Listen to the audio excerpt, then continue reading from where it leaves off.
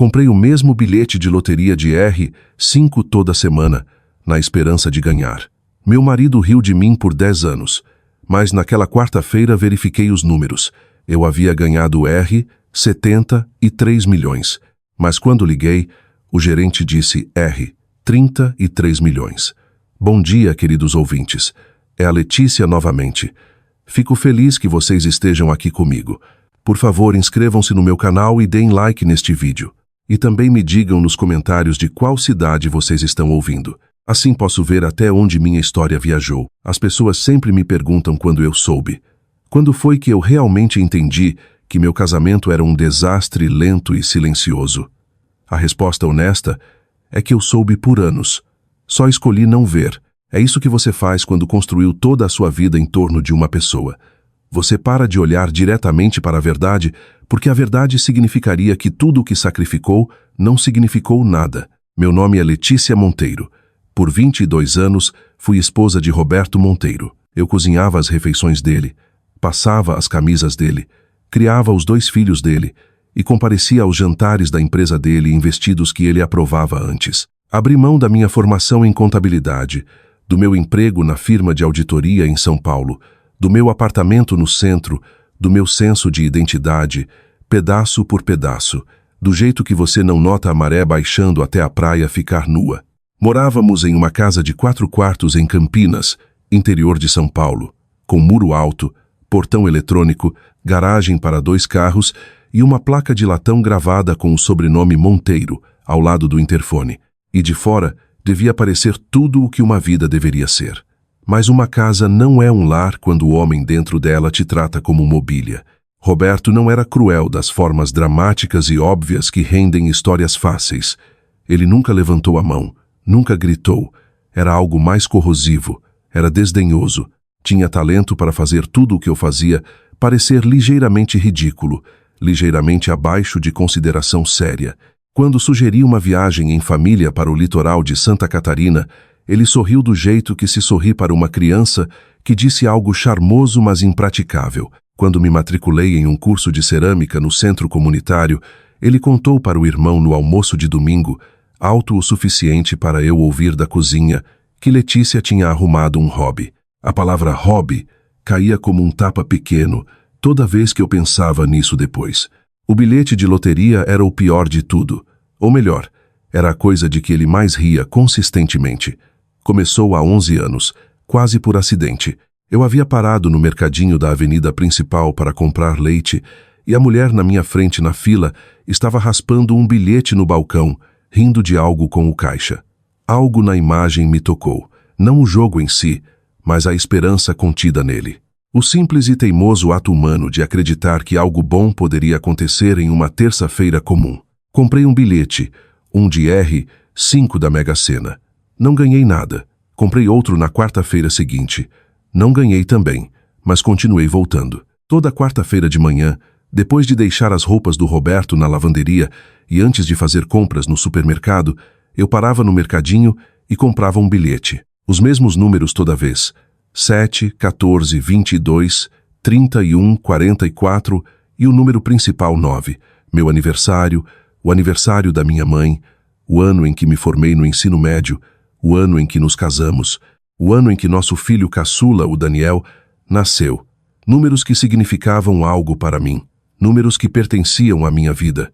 Roberto descobriu 6 meses depois. Eu havia deixado o recibo no bolso do casaco. R5 por semana, ele disse no jantar, sem tirar os olhos do celular. Você sabe quais são as probabilidades, Letícia? Eu sei quais são as probabilidades. 1 em 50 milhões. Você tem mais chance de ser atingida por um raio 2 vezes no mesmo dia. Eu sei. Não é uma estratégia financeira.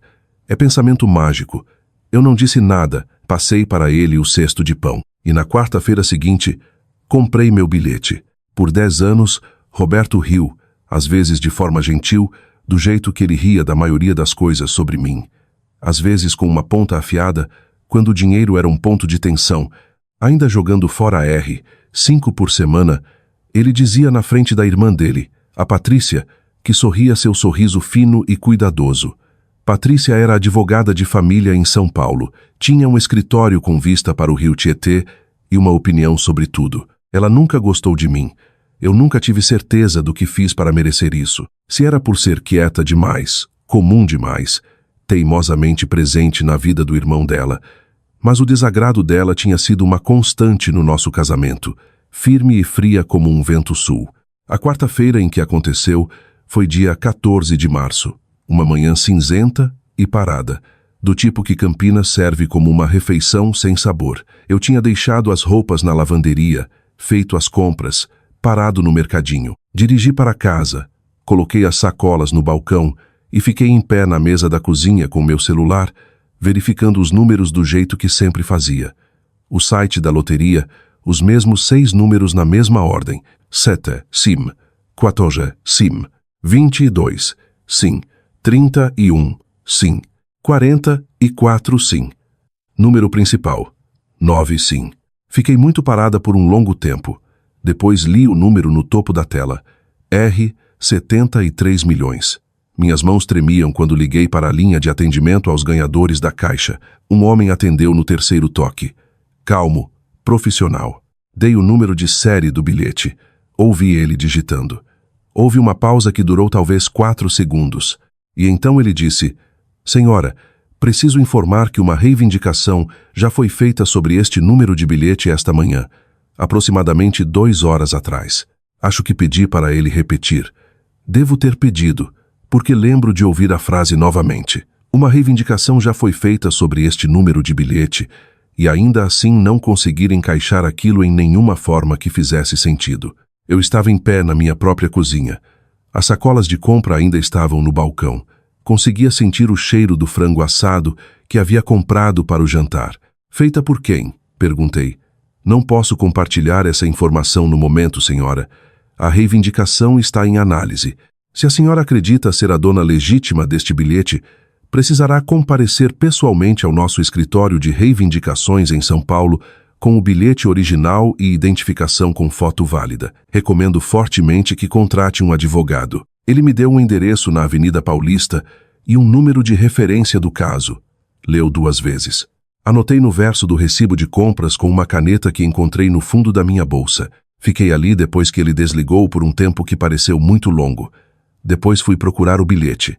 Eu o guardava em um pequeno estojo com zíper dentro da minha bolsa de uso diário, a tote de couro marrom que ficava no gancho perto da porta dos fundos, o mesmo gancho que ocupava havia 7 anos. Eu sempre colocava o bilhete novo ali toda quarta-feira de manhã e verificava os números à noite. Era o meu ritual. Meu pequeno ritual privado que Roberto achava tão divertido. O estojo com zíper estava vazio. Verifiquei a bolsa novamente. Todos os bolsos, todas as dobras. Virei de cabeça para baixo sobre a mesa da cozinha. Um balão labial, 2 recibos, um cartão de fidelidade do supermercado, uma caneta, 40 centavos em moedas soltas, nenhum bilhete. Pensei sobre a última vez em que tive certeza de que o tinha. Quarta-feira de manhã, mercadinho. Eu o havia colocado no estojo antes mesmo de voltar para o carro. Tinha certeza disso, e então havia chegado em casa, colocado as compras no balcão e a bolsa havia ido para o gancho. Estava sempre naquele gancho, exceto que Roberto tinha ficado em casa aquela manhã. Ele normalmente estava no escritório às 7h30, mas na noite anterior ele havia mencionado uma chamada de conferência só às 10. Eu não havia pensado nada sobre isso. Por que pensaria? Ele era meu marido. Aquela era a casa dele. Ele se movia por ela livremente, do jeito que sempre fez, do jeito que um homem se move por um espaço que decidiu que lhe pertence. Sentei à mesa da cozinha. Quando ele me viu chegar em casa, ele havia me observado, tinha notado eu parada à mesa com o celular, lendo os números, ficando muito parada, ou tinha sido algo ainda mais simples.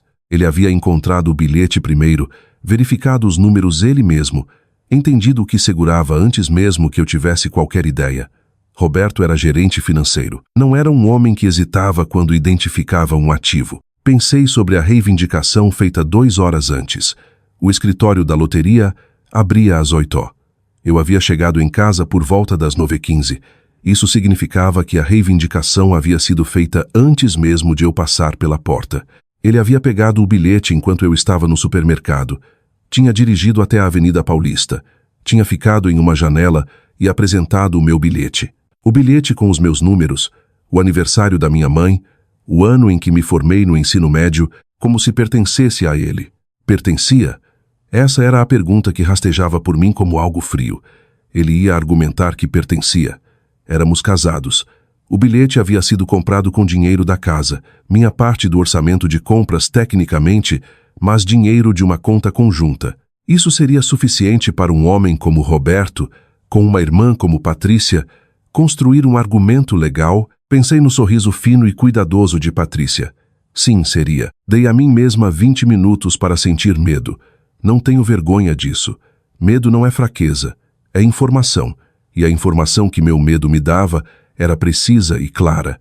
Eu estava sozinha, não tinha renda própria, não tinha advogado, não tinha cópia do bilhete, nenhuma foto, nenhuma prova de que eu algum dia o havia segurado. O que eu tinha era minha palavra. A caixa do mercadinho que me via toda quarta-feira havia 10 anos, e um recibo de compras com o número de referência do caso escrito atrás. Lavei o rosto na pia da cozinha.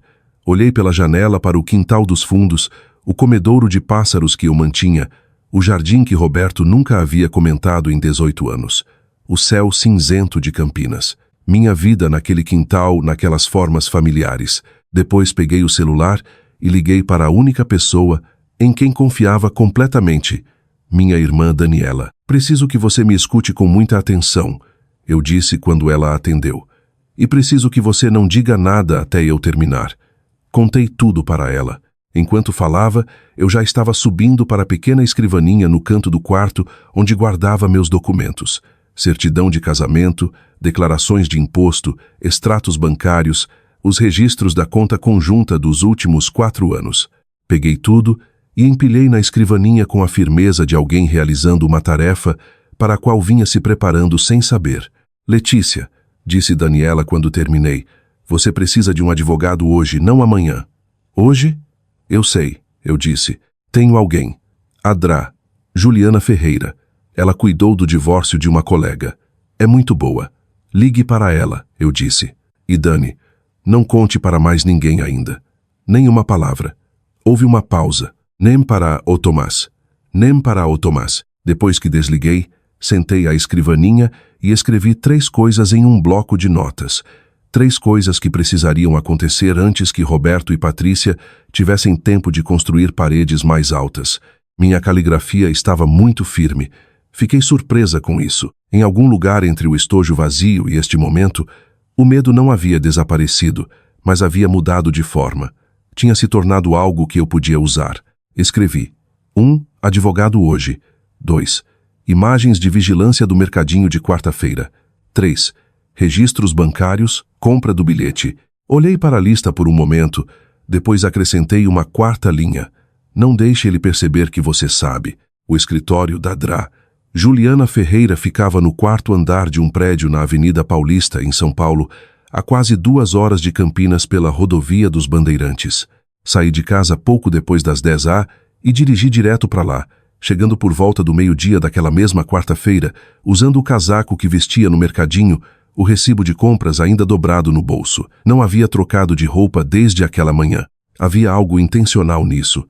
Eu queria chegar como estava, carregando a forma exata do dia. A sala de espera tinha paredes azul claras e revistas arrumadas em leques perfeitos sobre uma mesa de vidro. A recepcionista sorriu o sorriso particular que as pessoas em escritórios de advocacia treinam para usar, quente, sem revelar nada. A própria Juliana veio me receber depois de 4 minutos. Ela estava na casa dos 50 e poucos anos, pequena, precisa, com óculos de leitura empurrados para o cabelo grisalho e o jeito tranquilo de alguém que já havia ouvido quase tudo. Ela fechou a porta do escritório e nos sentamos. Conte-me tudo, ela disse. E não se preocupe com o que importa e o que não importa. Deixe que eu organize isso. Então contei tudo. O bilhete, os 10 anos de quartas-feiras, o estojo vazio, a ligação do escritório da loteria. Contei sobre Roberto e Patrícia. Contei sobre a conta conjunta. Contei sobre a reivindicação feita às 8 da manhã. 2 horas antes mesmo de eu perceber que o bilhete havia sumido. Coloquei os extratos bancários na mesa dela, as declarações de imposto, o recibo de compras com o número de referência do caso. Juliana ouviu sem interromper. Fez anotações em um pequeno caderno preto com um lápis mecânico. No final, recostou-se e olhou para mim por cima dos óculos. Certo, ela disse. A primeira pergunta que qualquer tribunal vai fazer é: quem comprou este bilhete? Não quem era dono, mas quem comprou. Se conseguirmos mostrar um padrão consistente de compra em seu nome, seus hábitos, sua atividade na conta que estabeleça intenção e propriedade independente de argumentos de bens conjugais. Eu pagava em dinheiro toda semana, eu disse. R. 5 do dinheiro de compras da casa. Você usava cartão de fidelidade e aplicativo de celular? Qualquer coisa que criasse um registro digital ligado especificamente a você? Pense nisso. O mercadinho tem câmera. Tem há anos. Eu estava lá naquela manhã por volta das 8h45. Falei com a caixa. O nome dela é Marisol. Ela está lá há pelo menos 3 anos. Ela me conhece. Juliana anotou isso. Imagens de vigilância são sensíveis ao tempo. Precisamos agir imediatamente. Ela pegou o telefone e falou com a recepcionista, pedindo para contatar o mercadinho na Avenida de Campinas e solicitar formalmente a preservação das imagens daquela manhã. Empresas normalmente sobrescrevem as imagens a cada 72 horas, a menos que haja uma retenção legal. Temos tempo, mas não muito. Ela também me contou algo que eu não sabia. Pela lei brasileira, prêmios de loteria adquiridos durante o casamento são geralmente considerados bens conjugais, independentemente de quem comprou o bilhete, a menos que um cônjuge consiga demonstrar que foi comprado com recursos separados. Meu caso era complicado, mas não era sem esperança, porque Roberto não havia simplesmente argumentado por uma parte. Ele havia feito a reivindicação como único dono. Ele havia entrado no escritório da loteria e se apresentado como o único ganhador. Isso, disse Juliana, é extrapolação, e extrapolação deixa marcas.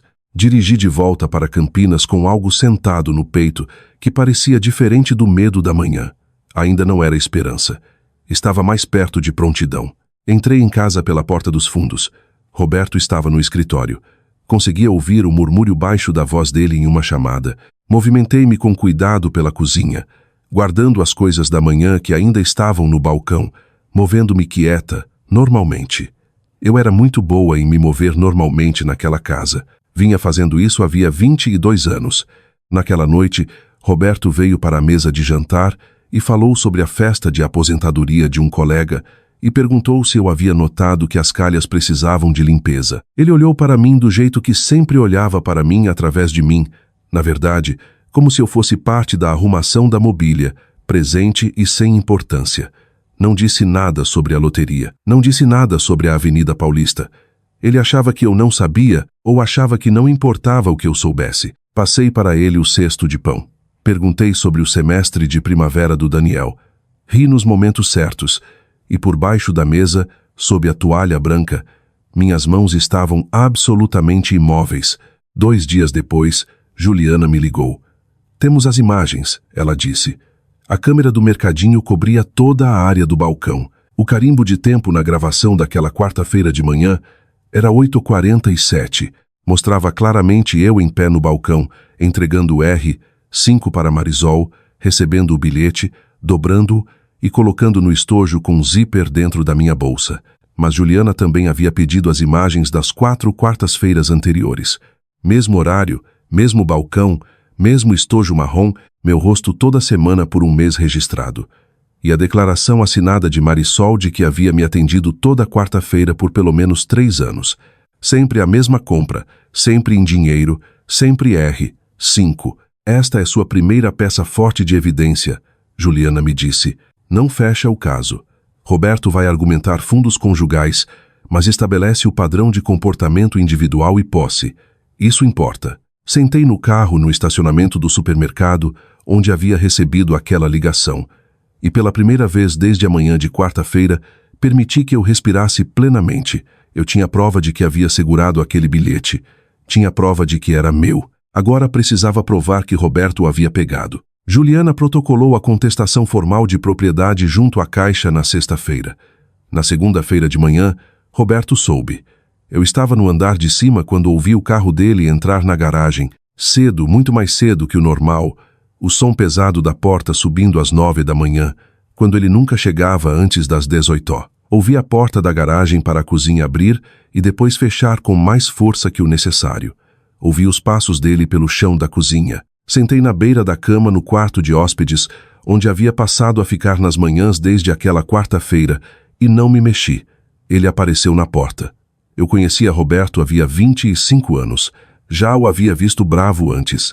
A raiva fria e controlada de um homem que tinha certeza de que sua raiva era simplesmente raciocínio superior que você havia falhado em compreender. Mas isso era diferente.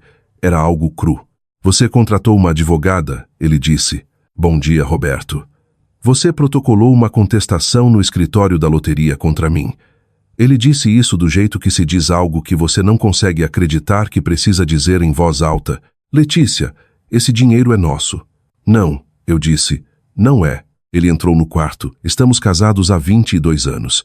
Cada real nesta casa, cada conta, cada ativo nos torna legalmente parceiros. O bilhete foi comprado com fundos da casa. Minha advogada, eu disse. Uma pausa. Minha advogada revisou os estatutos relevantes. Temos um caso forte para a propriedade conjunta. Estou oferecendo a divisão justa e legal que a lei prevê. Metade, R, 36, 5 milhões. Letícia, você poderia sair disso amanhã com R, 36, 5 milhões. Você tirou o bilhete da minha bolsa, eu disse. Eu encontrei o bilhete na nossa casa compartilhada. Na mesma manhã, eu por acaso verifiquei os números e descobri que você o tirou da minha bolsa enquanto eu estava no supermercado, o supermercado que eu ia toda quarta-feira, enquanto você supostamente estava em uma chamada de conferência. Olhei para ele firmemente. Tenho as imagens de vigilância do mercadinho. Tenho a declaração de Marisol.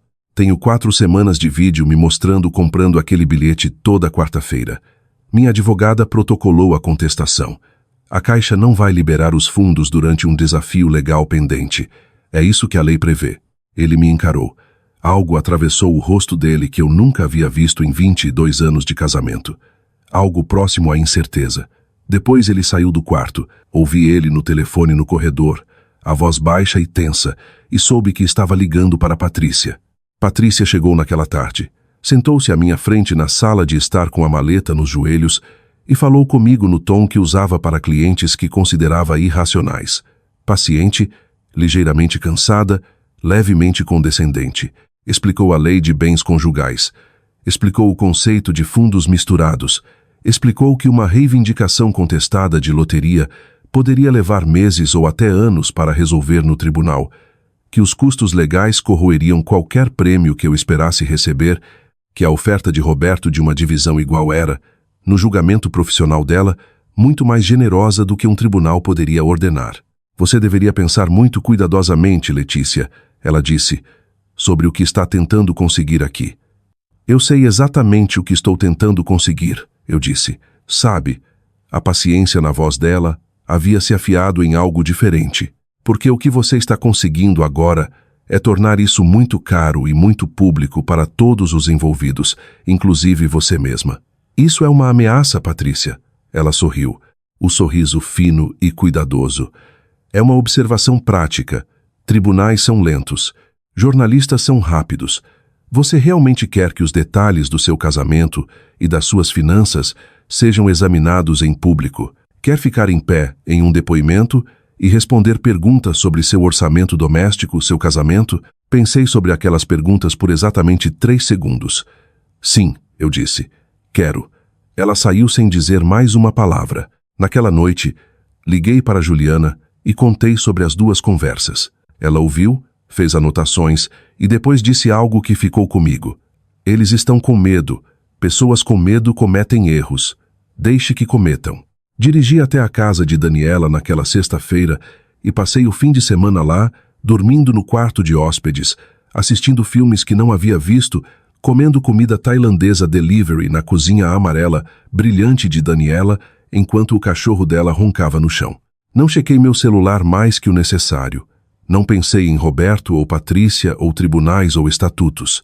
Sentei no sol de março na varanda dos fundos de Daniela no sábado à tarde, tomei uma xícara de café e olhei para as árvores e não pensei em absolutamente nada.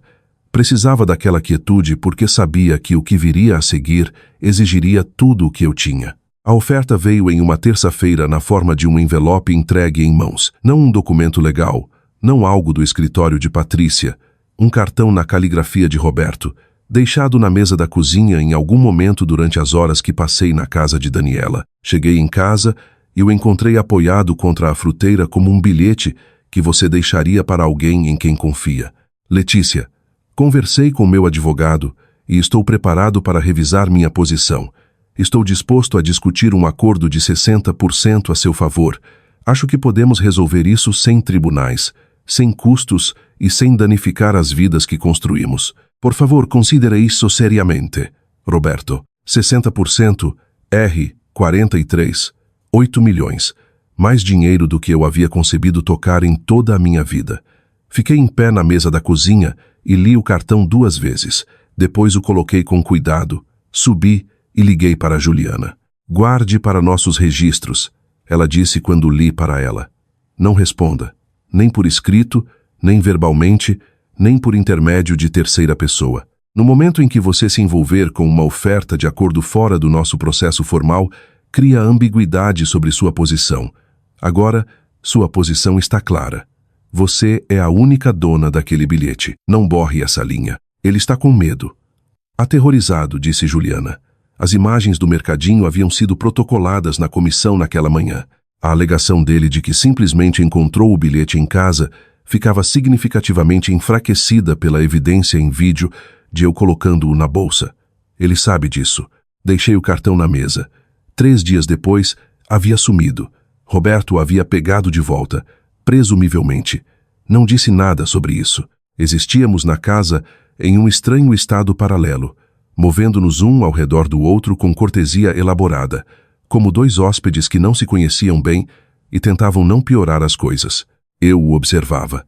Nunca havia realmente observado Roberto antes, não com olhos claros. Havia passado 22 anos interpretando os humores dele, antecipando as preferências dele, suavizando a atmosfera dos cômodos que ele estava prestes a entrar. Agora eu simplesmente olhava para ele. Ele tinha 51 anos. Estava cansado ao redor dos olhos. Saía para correr de manhã, comia o mesmo café da manhã de sempre, ficava no escritório em chamadas e olhava pela janela à noite com uma expressão que eu não conseguia nomear. Ele estava arrependido? Lamentava? Honestamente, eu não tinha certeza se importava. O que importava durante aquele período cuidadoso e suspenso era que eu não estava sozinha. Daniela vinha 2 vezes por semana. Não falava sobre o caso a menos que eu quisesse. Trazia café e sentava à minha frente e falava sobre o jardim dela, os filhos dela e os planos para uma viagem a Portugal. E a normalidade daquelas conversas era como uma mão no meu ombro em um quarto escuro. Ela havia contado para o marido Tomás, como eu esperava que fizesse. Tomás, para seu enorme crédito, me ligou uma vez e disse: "Estamos do seu lado, Letícia." E nunca mais tocou no assunto. Era exatamente do que eu precisava. Também encontrei, inesperadamente, Marisol. Eu havia parado no mercadinho em uma quinta-feira, não em uma quarta-feira, por hábito, só para comprar uma garrafa de água, e Marisol estava atrás do balcão. Ela estava no início dos 30 anos, com olhos escuros e o jeito firme de alguém que havia visto muitas coisas atrás daquele balcão e as havia guardado todas silenciosamente. Ela me reconheceu imediatamente. "Como você está?" perguntou. E na voz dela havia algo que me disse que ela sabia exatamente o que estava acontecendo e estava fazendo uma pergunta real. Honestamente, eu disse: "Cansada, mas bem." Ela assentiu devagar. "Você vem aqui toda quarta-feira há 3 anos, ela disse. "Mesmo bilhete, mesmos números." "Eu sei aqueles números." Fez uma pausa, minha declaração para sua advogada. Eu contei a verdade. "Fico feliz por ter podido." Olhei para ela do outro lado do balcão.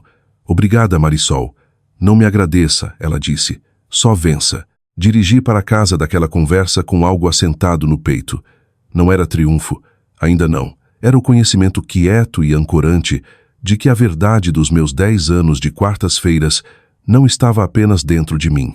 Vivia na memória de Marisol. Vivia naquelas imagens. Tinha testemunhas. Roberto e Patrícia estavam observando e esperando. Eu conseguia sentir. Do jeito que você sente um sistema de tempo antes de chegar. A oferta de 60% havia sido a abordagem suave deles. Eu os conhecia bem o suficiente para saber que o que viria a seguir não seria suave. Preparei-me de acordo. Eles vieram juntos em um domingo à tarde. Esse foi o primeiro sinal de que estava coordenado. Roberto nunca introduzia Patrícia em nossas conversas pessoais. Era sempre: conversei com meu advogado em um afastamento cuidadoso. Os dois na varanda da frente, em pé lado a lado quando abri a porta, me contou tudo o que eu precisava saber sobre o que aquela visita realmente era. Gostaríamos de conversar, disse Roberto.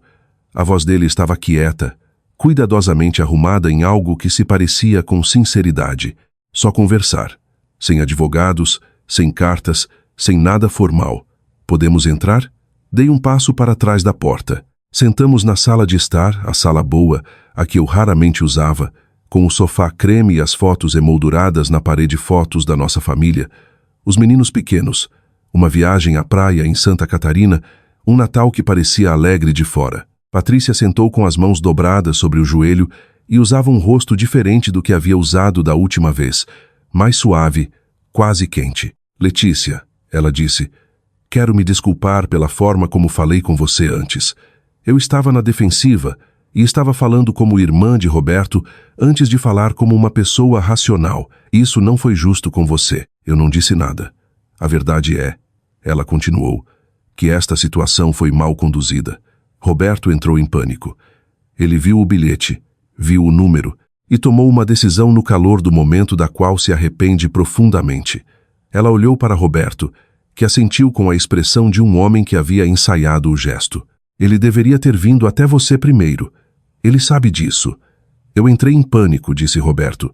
É verdade, Letícia. Sinto muito. Lidei muito mal com aquela manhã. Em 22 anos de casamento, Roberto havia se desculpado comigo talvez uma dúzia de vezes.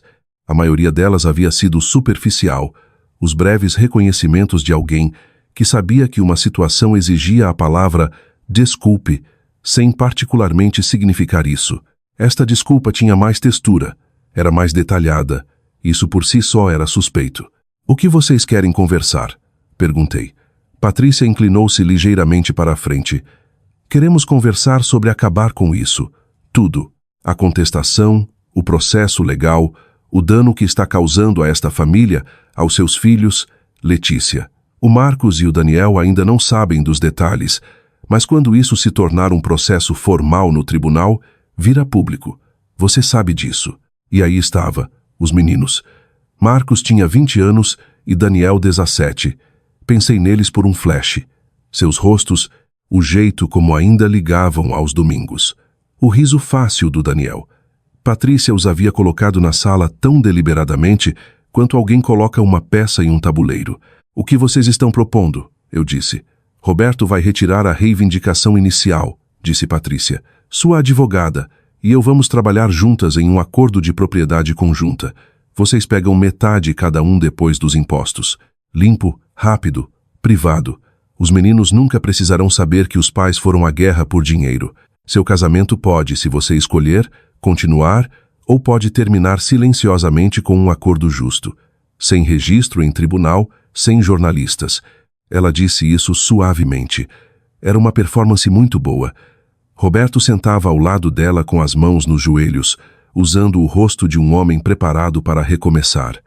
Mas eu observava Patrícia havia 22 anos. E aqui estava o que eu sabia sobre Patrícia. Ela não fazia nada sem motivo. Nunca havia se desculpado comigo antes. Não estava se desculpando agora. Estava me gerenciando. O acordo de propriedade conjunta, eu disse. Explique exatamente o que isso significa. Divisão 50 até 50. Seu nome e o nome de Roberto na reivindicação. Protocolamos juntos com a Caixa e com a reivindicação original de Roberto ainda no arquivo. Uma pausa. A Caixa vai conciliar os dois protocolos. A favor de Roberto, eu disse, porque ele protocolou primeiro. As mãos de Patrícia se apertaram ligeiramente sobre o joelho.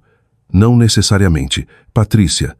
Eu disse o nome dela do jeito que ela sempre havia dito o meu, com paciência e clareza, e a implicação de que havíamos passado da parte da conversa em que a indireta era útil. Seu irmão protocolou aquela reivindicação sem meu conhecimento, usando um bilhete que minhas próprias imagens de vigilância e a própria ausência do seu irmão no mercadinho na manhã de quarta-feira demonstram que ele tirou da minha posse. Se eu protocolar em conjunto agora, eu borro essa linha do tempo. Eu nublo o registro de posse. Eu reduzo minha reivindicação de propriedade exclusiva para a propriedade conjunta contestada. E faço tudo isso enquanto seu nome está na papelada como advogada coordenadora, o que significa que qualquer desafio que eu levante depois parece má fé da minha parte. A sala de estar ficou muito quieta. Você pensou nisso com cuidado, disse Patrícia. Tive algum tempo, eu disse. Roberto falou então. A voz dele havia perdido a qualidade ensaiada. Letícia, temos 22 anos. Temos 2 filhos. Nada disso importa para você? Importa enormemente para mim, eu disse. É por isso que não vou deixar nenhum de vocês tirar algo que me pertence. Patrícia se levantou. O calor havia sumido do rosto dela agora, substituído por algo mais duro e mais honesto. Você está cometendo um erro, ela disse. Tribunais são imprevisíveis. Você pode perder. Posso, eu disse, mas pelo menos será honesto. Eles saíram. Fiquei em pé na janela da frente e observei o carro deles dar ré na entrada da garagem, virar na rua e desaparecer. Minhas mãos estavam frias. Meu coração batia mais rápido do que eu queria. Isso era medo, medo físico real, e não fingi o contrário. Mas o medo não estava me dizendo para parar. Estava me dizendo que o que eu estava segurando era real e valia a pena segurar. A audiência perante o painel de resolução de disputas da Caixa foi realizada em uma quinta-feira no final de janeiro, 6 semanas depois que Roberto havia protocolado sua reivindicação. A sala era menor do que eu havia imaginado. Uma sala de conferências no 3º andar de um prédio público na Avenida Paulista, com luzes fluorescentes, e uma mesa longa e 3 oficiais da comissão arrumados de um lado como um painel de juízes. Juliana sentou à minha esquerda. Do outro lado da mesa, Roberto sentava com Patrícia, que havia se recusado a atuar como advogada formal dele, um conflito de interesse que o painel já havia notado, e trazido um colega chamado Bruno Haddad do escritório dela, um homem de terno caro, que se especializava em disputas de ativos. Eu não havia dormido bem, mas estava calma. Havia estado calma por dias.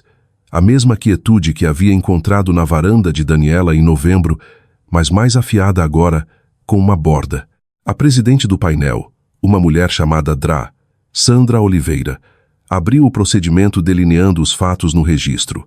Um bilhete da Mega Sena no valor de R$ 73 milhões, número de série em arquivo, comprado no dia 14 de março no mercadinho da Avenida em Campinas, São Paulo. 2 reivindicações concorrentes. Uma protocolada por Roberto Monteiro às 8h06 da manhã do dia 14 de março, alegando que o bilhete era bem conjugal sob gestão dele. Uma protocolada em contestação por Letícia Monteiro, alegando propriedade exclusiva e original. Haddad falou primeiro. Seu argumento foi o que eu esperava. Bens conjugais, fundos misturados da casa, o princípio legal de longa data de que ativos adquiridos durante o casamento pertencem a ambas as partes. Ele era polido e confiante, e citou jurisprudência com a facilidade de um homem que havia feito isso muitas vezes. Depois Juliana falou. Ela apresentou as imagens do mercadinho, não só daquela quarta-feira, mas das 11 quartas-feiras anteriores. 11 quartas-feiras consecutivas. A mesma mulher, o mesmo balcão, a mesma transação, o mesmo estojo marrom com zíper. Apresentou a declaração assinada e reconhecida de Marisol. Apresentou nossos registros de conta conjunta, que mostravam uma retirada semanal consistente de R$ 5 codificada para uma rede específica de supermercados, evidência de que o padrão de compra era um comportamento individual, estabelecido e repetido de Letícia Monteiro, não uma decisão financeira doméstica tomada em conjunto. Depois ela apresentou os dados de localização celular. Essa era a peça que eu não havia conhecido completamente até 2 dias antes da audiência. Juliana havia intimado os registros do celular de Roberto, uma diligência padrão na fase de instrução probatória, uma vez que a disputa se tornasse formal. O celular de Roberto o colocava na residência dos Monteiro em Campinas às 8h30 e 1 da manhã do dia 14 de março. O escritório da Caixa na Avenida Paulista ficava a quase 2 horas de Campinas pela rodovia dos Bandeirantes, mesmo sem trânsito. Ele havia protocolado a reivindicação lá às 8h06. Isso era fisicamente impossível. Para registrar o bilhete em São Paulo às 8h06 e ainda assim ter o celular localizado em Campinas apenas 25 minutos depois, ele teria precisado percorrer o trajeto em uma fração do tempo real. Isso desmontava a única explicação que fazia sentido para a defesa, a de que ele teria visto o bilhete em casa, verificado os números e decidido, num impulso, dirigir até São Paulo para reivindicá-lo, porque simplesmente não havia tempo hábil para isso dentro da janela real entre a saída de Letícia para o mercado e o seu retorno. A linha do tempo que o advogado dele havia construído, Roberto, vê o bilhete na mesa, verifica os números, toma uma decisão precipitada, desmoronou completamente. A presidente do painel ergueu os olhos dos documentos. Dr. Haddad, ela disse, como seu cliente explica essa discrepância? Haddad pediu um recesso breve. Durante o recesso, sentei com as mãos dobradas sobre a mesa e olhei para o copo de água à minha frente. Juliana não disse nada. Não precisava. Quando a sessão retomou, Roberto falou diretamente, o que surpreendeu todo mundo na sala, inclusive Haddad. Ele interrompeu a explicação revisada do próprio advogado e disse em uma voz que havia perdido toda a firmeza gerenciada. Ela nunca teria feito nada com isso. Vocês entendem? Por 10 anos, ela comprou aquele bilhete e eu fiquei lá assistindo ela jogar dinheiro fora toda semana e ela teria feito algo tolo com ele. Ela não entende. A mão de Haddad estava no braço dele. Ela nunca gerenciou dinheiro na vida. Ela, Senhor Monteiro, a voz da Drá. Oliveira era quieta e absolutamente firme. Por favor, permita que seu advogado fale. Roberto parou, sentou-se para trás, olhou para mim do outro lado da mesa. No rosto dele, por trás da raiva e do cansaço, vi algo que reconheci de 22 anos atrás, o Roberto que ainda não havia decidido que eu era negligenciável, que uma vez havia pensado algo de mim. Sustentei o olhar dele e não disse nada. Haddad tentou reconstruir o argumento a partir dos destroços do surto de Roberto. Era habilidoso e tentou com força, mas a sala já havia mudado. Os membros do painel estavam escrevendo anotações. Patrícia, sentada atrás da mesa na galeria, havia ficado muito imóvel. Adrá. Oliveira me fez uma pergunta diretamente. Sra. Monteiro, com suas próprias palavras, por que a senhora considera este bilhete seu? Eu havia pensado sobre como responder aquela pergunta por semanas. Havia considerado enquadramentos legais e narrativos e as várias formas como uma pessoa pode construir um argumento. E então coloquei tudo isso de lado e respondi simplesmente, porque eu escolhi aqueles números. Eu disse, escolhi meu aniversário, o aniversário da minha mãe, o ano em que me formei, o ano em que me casei, o ano em que meu filho nasceu. Fiz aquela escolha toda semana por 10 anos. Ninguém mais naquela família sabia aqueles números. Ninguém mais estava naquele balcão toda quarta-feira. O bilhete veio da minha mão e foi para a minha bolsa e foi tirado sem meu conhecimento. Fiz uma pausa. Era meu. A sala estava muito quieta quando terminei. A determinação escrita da Caixa chegou por correio registrado em uma manhã de sexta-feira, 9 dias depois da audiência. Eu estava na mesa da cozinha de Daniela quando Juliana ligou para me dizer que havia sido liberada. Dirigi para casa, para a mesa em que havia sentado por 22 anos, e abri o envelope em pé no balcão porque não conseguia me forçar a sentar. A linguagem era legal e seca e inteiramente clara. O painel concluiu que o bilhete da Mega Sena com o número de série em questão havia sido comprado por Letícia Monteiro como parte de um padrão estabelecido e individual de compra ao longo de um período de não menos que 10 anos, evidenciado por imagens de vigilância, depoimento de testemunha e registros consistentes de transação. O painel concluiu ainda que a linha do tempo apresentada pelo reclamante Roberto Monteiro era inconsistente com dados de localização celular e fisicamente impossível conforme descrita. O painel determinou que o bilhete constituía propriedade separada de Letícia Monteiro sob o Código Civil Brasileiro. Não obstante sua compra com fundos da casa, com base em intenção exclusiva, posse exclusiva e propriedade comportamental exclusiva. A reivindicação de Roberto foi negada. Foi concedida a propriedade exclusiva do bilhete vencedor e de todos os fundos de prêmio associados, R. 73 milhões a serem pagos, ao longo de uma anuidade de 30 anos ou recebidos como valor único. O painel encaminhou ainda o assunto para o Ministério Público para análise de possível fraude civil no protocolo inicial. Coloquei a carta no balcão. Fiquei ali por um momento. Pela janela da cozinha, conseguia ver o quintal de fevereiro, marrom e nu, e esperando, e o comedouro de pássaros que havia enchido naquela manhã, e o céu cinzento sobre Campinas. E pensei em todas as quartas-feiras que haviam levado a esta. Depois liguei para Juliana. Parabéns, Letícia, ela disse, e quis dizer isso. Depois liguei para Daniela. Ela chorou. Eu não. O que surpreendeu nós duas? O advogado civil que Juliana recomendou para os procedimentos de divórcio porque o divórcio foi simultâneo, imediato, já protocolado, se chamava Paulo Reis, e era muito bom. O encaminhamento para o Ministério Público não foi puramente simbólico. Roberto havia protocolado uma reivindicação sobre propriedade que tinha razão para saber que não era exclusivamente dele, sob uma linha do tempo falsa que havia construído. O Ministério Público abriu uma investigação de fraude civil. O escritório de Haddad se retirou silenciosamente da representação de Roberto. Patrícia se recusou de todo elemento dos procedimentos por razões óbvias. O acordo de divórcio foi tratado pelos tribunais e não exigiu negociação da minha parte que parecesse concessão. Roberto tinha direito a uma parte dos nossos bens conjugais acumulados durante 22 anos de casamento. Recebeu o que a lei previa: a casa que concordamos em vender e dividir o patrimônio, as contas de aposentadoria dele, a parte dele das poupanças conjuntas substancial, justo pela definição da lei. Nada disso era a loteria. A investigação de fraude civil do Ministério Público concluiu 8 meses depois com uma decisão contra Roberto. Ele foi obrigado a pagar penalidades civis e custos legais, totalizando pouco mais de R$ 200 mil. Não houve acusação criminal. O limiar para fraude criminal em protocolos de loteria era mais alto do que a conduta dele alcançava. O advogado dele argumentou com sucesso, mas o registro civil era permanente e público. O nome dele estava ligado a ele. Patrícia perdeu 2 clientes nos meses seguintes à audiência.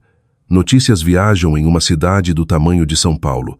Ela não havia atuado como advogada de registro de Roberto, mas havia estado presente em todas as reuniões. Havia traçado a estratégia inicial e a história, abreviada e imprecisa do jeito que histórias públicas sempre são, se espalhou pelos círculos profissionais deles. Ela não perdeu sua licença. Manteve seu escritório, mas o canto da comunidade jurídica que ocupava se tornou menor e mais quieto, e ela sabia por quê. O que eu lembro mais sobre o dia em que a carta chegou não é o número, não é a linguagem legal, nem o envelope de correio registrado, nem o momento em que coloquei o papel no balcão. O que lembro é estar em pé na minha cozinha em fevereiro, olhando para o quintal e entendendo simples e completamente que eu havia estado certa em ficar naquele balcão toda quarta-feira, certa em escolher aqueles números, certa em acreditar contra todas as risadas e o desdém e os 22 anos de ser mobília na minha própria casa que algo poderia mudar. Não porque a loteria fosse mágica, não era. As probabilidades eram de 1 em 50 milhões, exatamente como Roberto havia dito, mas eu havia aparecido. Semana após semana, eu havia aparecido. Peguei o valor único. Depois do imposto de renda retido na fonte pela Receita Federal, o valor que chegou na minha nova conta individual sem signatários conjuntos, Juliana havia sido clara sobre isso desde o início, era aproximadamente R$ 37 milhões. R$ 37 milhões.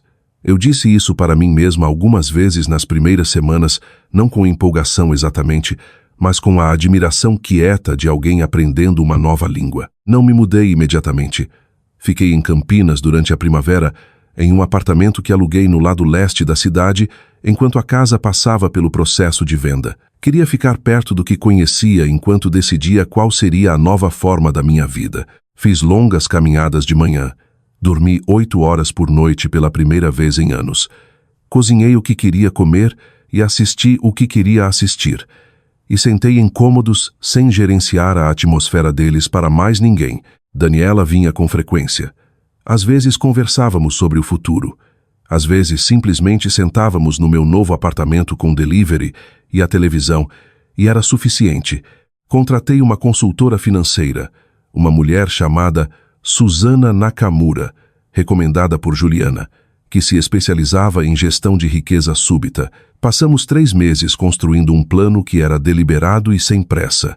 Uma porção em fundos gerenciados conservadoramente, uma porção em uma conta de doação aconselhada, uma fundação para mulheres em transição financeira que eu havia começado a pensar, ainda não completamente formada, mas crescendo. Comprei uma casa no final do verão. Não uma casa enorme, uma colonial dos anos 1940 em um bairro tranquilo de Campinas, a 8 quadras de Daniela, com um quintal grande, pisos de madeira originais e uma cozinha que recebia luz da manhã. Pintei cada cômodo eu mesma. Marcos veio ver em agosto. Ele tinha 21 anos, cauteloso e gentil, e ficou em pé no quintal e disse: "Mãe, isso está realmente bom."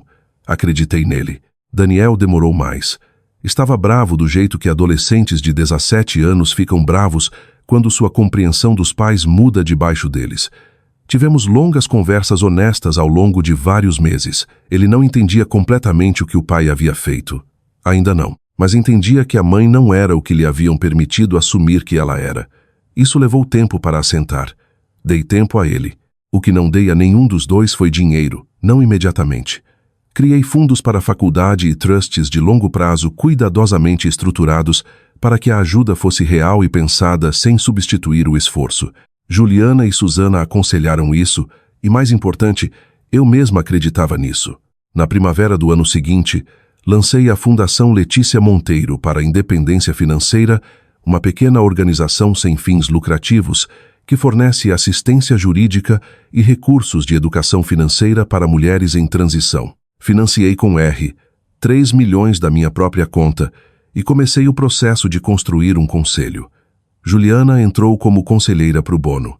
Marisol, que havia saído do mercadinho e estava fazendo faculdade comunitária, veio falar no nosso primeiro evento. Ela ficou em pé em um pequeno púlpito em uma sala alugada e falou sobre o que havia visto do outro lado daquele balcão por 3 anos, e uma sala cheia de mulheres escutou com a atenção de pessoas reconhecendo sua própria história. Chorei naquela noite pela primeira vez em tudo isso, e Roberto, a vida de Roberto, tinha a qualidade particular de uma máquina que perdeu sua fonte de energia. Ele não foi destruído. Manteve a carreira, os contatos, as rotinas de corrida, mas o registro de fraude civil o seguia. Uma promoção para a qual havia sido posicionado no escritório não se materializou. Um colega que havia sido amigo próximo ficou distante e depois mais distante. Vendeu sua metade da casa de Campinas e alugou um apartamento em São Paulo e, por todos os relatos, estava bem, simplesmente menor. A grandeza que a riqueza pode dar a certo tipo de homem a certeza disso, a permissão que estende para desdenhar outras pessoas, aquilo havia sumido. O que quer que 37 milhões pudesse ter feito por aquela variedade particular de confiança, ele nunca saberia. O escritório de Patrícia, com vista para o rio Tietê, ainda estava lá. Ela ainda advogava, mas o caso havia se ligado ao nome dela em círculos profissionais de formas que importavam, e uma parceria no escritório para a qual vinha trabalhando, havia 4 anos passou por ela silenciosamente. Ela apareceu em um evento de conhecidos mútuos 6 meses depois da audiência, e Daniela, que havia estado lá, disse que ela havia parecido ao mesmo tempo confiante e reduzida, do jeito que as pessoas parecem quando estão performando a versão de si mesmas que costumava caber e descobrindo que já não cabe mais. Ouvi isso e não senti nada vingativo, apenas um reconhecimento claro e limpo. Algumas coisas simplesmente encontram seu nível. Fiz mais uma viagem ao mercadinho da avenida em uma quarta-feira de março, quase exatamente 1 ano depois daquela quarta-feira específica. Comprei uma garrafa de água e fiquei em pé no antigo balcão de Marisol e olhei para o display de loteria atrás do caixa. Não comprei um bilhete. Não precisava mais. O que eu tinha, eu havia conquistado. Por 10 anos, as pessoas na minha vida me disseram que eu estava perdendo meu tempo. Elas estavam erradas. Não porque ganhei, mas porque aparecer semana após semana para algo em que acreditava nunca é perda de tempo. A loteria me deu dinheiro, mas a teimosia quieta que foi preciso para entrar naquele mercadinho toda quarta-feira, aquilo já era meu muito antes de 14 de março. O que aprendi? Confie no registro do seu próprio comportamento. Conheça seu próprio valor, antes que alguém lhe diga o contrário. E quando alguém toma o que lhe pertence, documente tudo. Encontre sua Juliana. Encontre sua Marisol e não vacile. O que você teria feito no meu lugar? Aceitado os 60% ou lutado? Me conte nos comentários. E se esta história significou algo para você, compartilhe com alguém que precisa ouvir. Obrigada por estarem aqui.